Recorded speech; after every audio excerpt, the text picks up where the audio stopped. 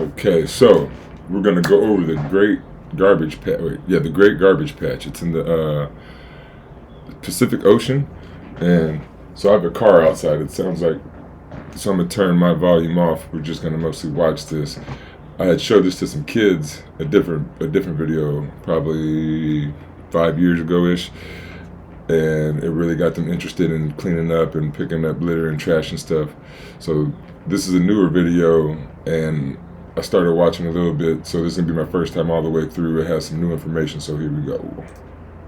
When many people hear about ocean plastic, it's usually in the context of the Great Pacific Garbage Patch. The idea that there was this giant trash island in the ocean was one of the things that got so many people paying attention to ocean plastic in the first place. The Great Pacific Garbage Patch is in the open ocean. You cannot see land anywhere nearby. So when you see pictures like this, where there's clearly mountains or maybe islands in the background, that is obviously not the Great Pacific Garbage Patch. And then when you start looking, you see that the majority of these are fake. Most of these are probably honest mistakes, but then there are other ones which are obviously photoshopped, like this one, which is clearly just using a picture of a landfill or something. The question here is, what does this thing actually look like if it doesn't look like any of this? And why is everyone using photos of it that are of something else? These photos are just one example of all the things we get wrong when we talk about the patch, and about ocean plastic in general. The plastic isn't coming from where you think, we're blaming the wrong people for it, and there are devastating sources of microplastics that hardly anyone is even talking about. I've spent the last few months diving into the research and interviewing experts, and I'm here to tell you that you're being lied to about ocean plastic. So what does it actually look like? Well, in short, news sites and blogs use fake photos because the real thing just isn't that exciting to look at. It's this giant swirling vortex of plastic. It thins out at the edges, it moves every year, and plastic is constantly being added to it. It was talked about as another shame on us kind of thing, and it was assumed that it must be all of our daily household plastic that was in the garbage patch. It's called the Great Pacific Garbage Patch. It's mostly plastic, pooling what we all throw away. Basically, the framing was like, we've all been bad, and now there's this big patch here. A study from 2022 looked at the macroplastics, the stuff bigger than 5 millimeters in the garbage patch, and found that 75 up to 86% of it was from the fishing industry. I think a lot of news coverage probably thought there was no harm in laying on a little bit of guilt about plastic, because we all do buy and use it every day. But guilt mongering like that can still be dishonest, and making people feel defeated does not help. We've been doing that for a while now, and it has not addressed the plastic pollution crisis. When I first started talking to experts about this, I encountered one thing I really was not expecting. There's actually a debate going on over whether we should clean this thing up at all. Once it is in the ocean, it is connected with marine life, and it's too late to remove it. That's Martin Thiel. He might have a bit of a bold take on this, but he's not alone in thinking that at a certain point, plastic becomes part of the ecosystem. Once we throw away plastic, it's not ours anymore. And other life absolutely colonizes that plastic. Some studies have shown that nearly 100 species can live on plastic and make that plastic their home. And so being careful about how we clean that plastic up is really important to protecting and preserving the ecosystem. More research has actually come out about the garbage patch being teeming with life. And actually that coastal species are hitching a ride all the way to the garbage patch and then thriving there. Scientists have also found plastic-eating microbes that can turn polyethylene into CO2, although in small quantities. That said, it's not a settled question yet. Some plastic leaches toxic chemicals. Some of it gets eaten by animals and contaminates the entire food chain. We don't fully understand the trade-offs between leaving plastic in ecosystems versus taking it out. Anyway, back to those photos. If the pictures we keep seeing are not of the garbage patch, what are they? The two most widely shared images of the patch are this one and this one. A photographer named Caroline Power took those off the coast of Honduras in 2017. So this particular crisis was actually close to land, not far out to sea. In reality, the garbage patch is less polluted than many coastal zones. Which might actually be good news, because researchers also think it's more effective to clean plastic from coastal areas than from garbage patches that are far out to sea. It's actually really interesting that the fervor over ocean plastic, the panic about it, started with the garbage patch, because the garbage patch is kind of this exceptional thing. It's mostly fishing gear, it's far out to sea, it's difficult to clean, and it's really not representative of the ocean plastic problem as a whole. Closer to shore, you see more of what you'd expect: water bottles, wrappers, all kinds of consumer packaging. But how it actually gets there is often misrepresented. When you Google how does so much plastic end up in the ocean, the main result you find over and over again is littering. To show you what I mean, here's an educational video from the National Oceanic and Atmospheric Administration. Where does marine debris come from? Marine debris comes from many different sources and enters the ocean in many ways. Intentional littering and dumping are a big cause of marine debris. Sometimes the trash goes directly into the ocean, like when beachgoers don't pick up after themselves. And there are other examples of this all over the internet. So this page, for example, it's called How Does Plastic End Up in the Ocean? And the number one reason it puts is that we're throwing plastic in the bin when it could be recycled. And number two is littering. Both of those are just not a majority of the problem here. This is the European Environment Agency, and it says poor waste management and careless littering on land are two of the main causes of the problem. Littering is responsible for a very small percentage of the overall plastic in the environment. Based on this graph from the OECD, you can see littering is this teeny tiny blue bar here, and mismanaged waste, not including littering, is this massive one at the bottom.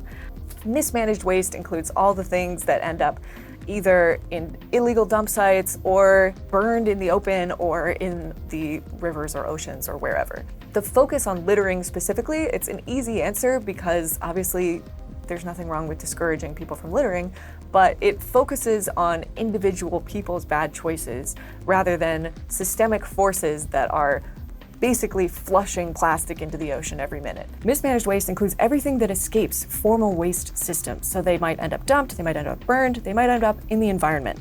We're not even talking about landfills here. If it's landfilled, that's managed waste. According to the OECD, 82% of macroplastic leakage into the environment, so that's land, air, and sea, is the result of mismanaged waste. Putting so much emphasis on individual choices also takes the pressure off of the companies whose products so often become plastic waste. We know from beach cleanup data that Coca-Cola has been the #1 plastic polluter for 6 years in a row, producing 11% of all the branded plastic pollution found on beaches. And just 56 companies are responsible for half the world's branded plastic pollution. So I read Coca-Cola's sustainability report, and most of the emphasis for their solutions is on recycling. So is recycling the key to stopping plastic from getting in the ocean? Spoiler alert, no. But it's more complicated than you might think.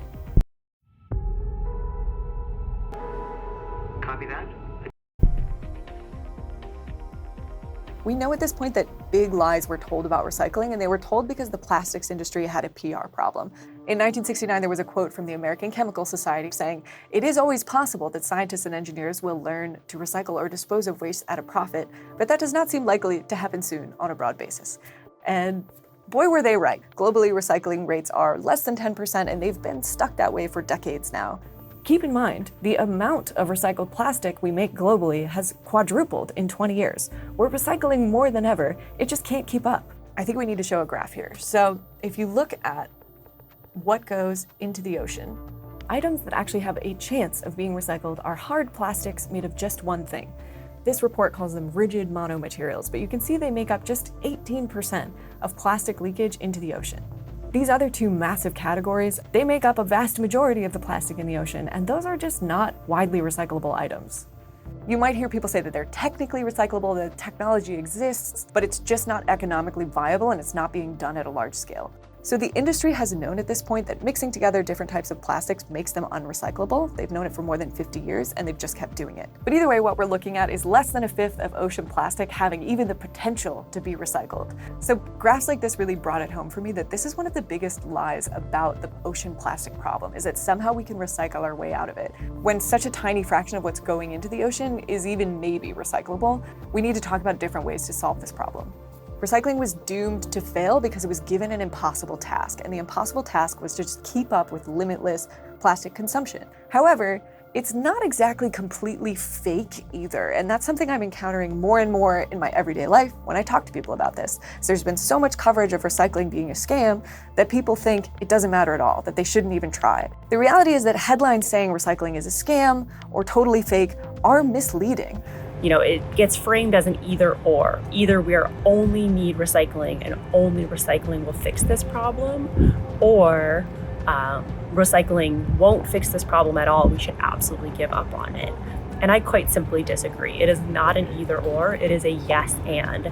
Yes, we need recycling and we need overall reduction. One of the reasons recycling hasn't worked so well is because of low collection and sorting rates, and convincing people that it's totally fraudulent will just make that problem worse.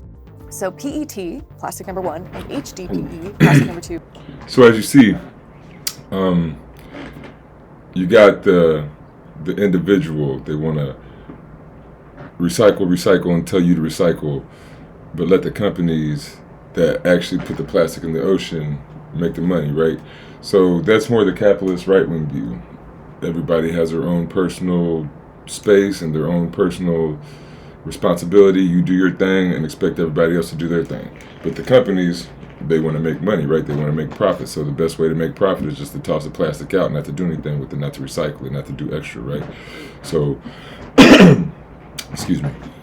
So, like earlier she was saying something about like a societal thing. So we got to do it together. It's not gonna, the companies aren't gonna do it because it's less profitable. We need to do it because it needs to be done. And so some things that need to be done may not be profitable. Also, like when they were saying leave it in the ocean, I don't know if I would do that.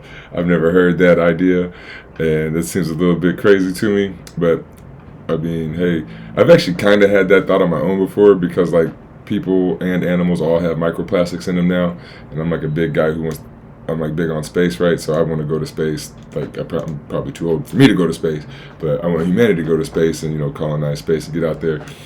And our bodies are pretty weak, like as an organism, right? So going out in space, if you lose your atmosphere, you die instantly, right? So there could be some benefits of becoming like having some plastic in us and like, you know, becoming cyborgs later and things like that. Like I'm not all big into I'm real healthy, right? Well, I try to be healthy.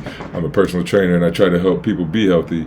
So I don't want plastics in us and I don't want like weird stuff in us, but on the sci-fi level, I can understand how like getting foreign objects in us and having them, our body being used to that, could be helpful for the long future. I wanted to finish off here with some good news. So these are some people that are out there cleaning up the plastics. Let's check these guys out. In 2024, we made very solid progress in our mission to rid the world's oceans of plastic. First of all, our total global trash catch from ocean and rivers this year was massive. That's a lot of plastic. More than 11,000 tons, and still counting. That is more than our impact from all previous years combined. Let's see how we got to this number, starting with our ocean operations. This year, we optimized our operations with System 03 in the Great Pacific Garbage Patch. We made it increasingly efficient, reliable, and safe for marine life. As a result, we managed a total of 112 extractions. Based on System 03's latest performance, we declared in September that the cleanup of the GPGP is both achievable and affordable. At a cost of $7.5 billion. That's less than the US spends on Halloween decorations each year. Meanwhile, we prevented more trash from entering the oceans in the first place by improving the performance of our existing river interceptors. And we deployed new ones. In Bangkok, our flagship Interceptor Original kicked off the first phase of a multi-year initiative to clean the Chao Phraya and reduce plastic pollution in the Gulf of Thailand. In Jamaica, we've used learnings and data gathered from our first 7 deployments to expand our network of interceptors. And in October, we installed Interceptor 15 into Sandy Gully, the largest gully in Kingston. In Guatemala, at the mouth of the Rio Motagua, we launched Interceptor 21, or as we call it, Barricade XL, our largest interceptor to date. This massive barrier is now acting as the last line of defense for the Gulf of Honduras, home to the second largest coral reef in the world. More than ever, this year we saw how our mission can create positive impacts. Not only in terms of intercepted trash, but also by protecting and restoring oceanic, coastal, and riverine environments, improving the lives and livelihoods of fishing communities and benefiting local residents. Unique collaborations made 2024 even more awesome. Coldplay used some of our Guatemala plastic to manufacture their newest limited edition record, Moon Music. And Kia turned some of our ocean catch into the world's first ever car product made with plastic from the Great Pacific Garbage Patch, the limited edition EV3 trunk liner. We are so thrilled to see our long-term partners demonstrating how plastic pollution can be transformed into useful things. And let's not forget, all this progress was built on our fundamental research efforts. In 2024, we continued investing in solving some of the most critical scientific unknowns that exist around the plastic pollution issue in oceans and rivers. And the final word goes to you, all our amazing dedicated followers and supporters, for being with us throughout this year. There's still so much to do, and we look ahead to even more impact and success in 2025.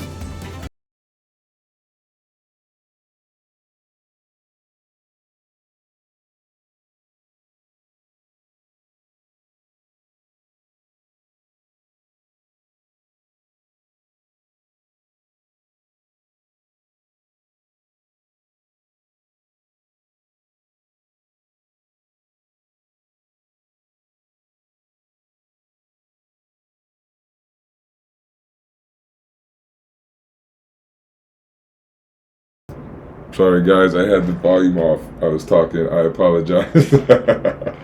So I just wanted to let you guys know a little bit about this plastic situation. I had seen the older videos where they showed the garbage patch and it was real big and stuff, but like it's not, I guess as she said, it's not very easy to see. And even in those videos they talked about how it was kind of spread out and it was mostly underwater. So, and then end video shows how we are trying to do something about it. We are cleaning it up. But as you see, businesses would rather make money than steward the planet and take care of plastic the correct way. So I just want to put that out there. I like to throw out knowledge along with the news. Just want to let you guys kind of know where things are at. And if there's anything you guys want to talk about, let me know. And until the next time, stay learning.